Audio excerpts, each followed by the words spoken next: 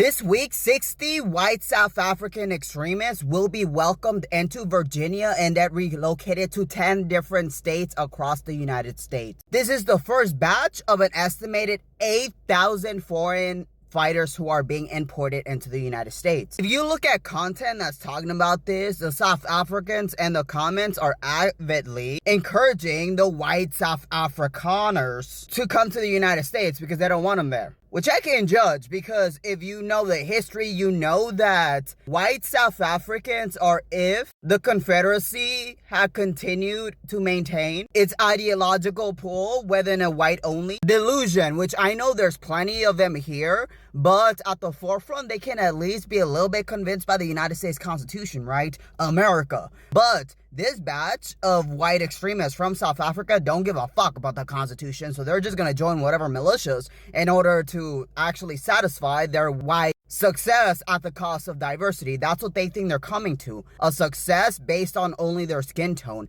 But these are not even the best of South Africa, and I'm gonna do a video tomorrow talking about the difference of why we're accepting certain refugees but not South Africans, because they're not even persecuted by anyone. White South Africans make a good amount of money in comparison to black South Africans. I think over 13 times what black South Africans make. So what are they running from? A higher salary? If they wanted to, but these are the bottom of the barrel. Not even farmers. They are without talent. They are without money. They could have better off gotten a visa, but they don't have the talent or the money to get that. They could technically be an immigrant, but they want that free stuff that comes with being a refugee. So that's the thing. If they are being persecuted, then it doesn't matter.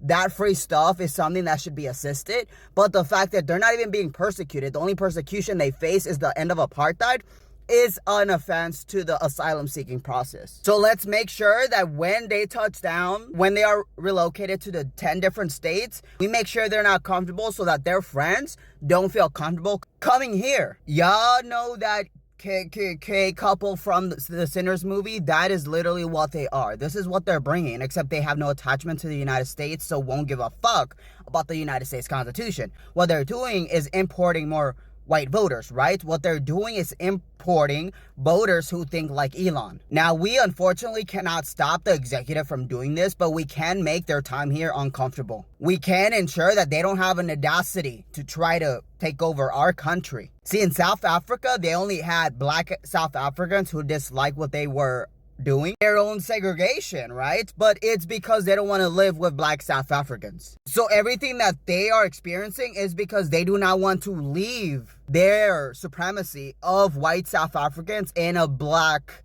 native South Africa. They feel oppressed because they are decentering the white identity from South Africa, right? Healing from apartheid. Let's make sure they don't feel comfortable, because then they're gonna come and they're gonna come and they're gonna come, and a bunch of these are just extremists. This is bottom of the barrel white South Africa. They don't contribute anything to South Africa, so they think they're gonna get a free ride here. At least refugees from other countries actually invest in the countries they're going to be in, and they actually come with talent. It doesn't have to be high talent, right? It can be literally mechanic, plumbing. But these people refuse to do anything because they just want to leash off white supremacy. Let's teach them how white supremacy does not rule here, even if it does in the government.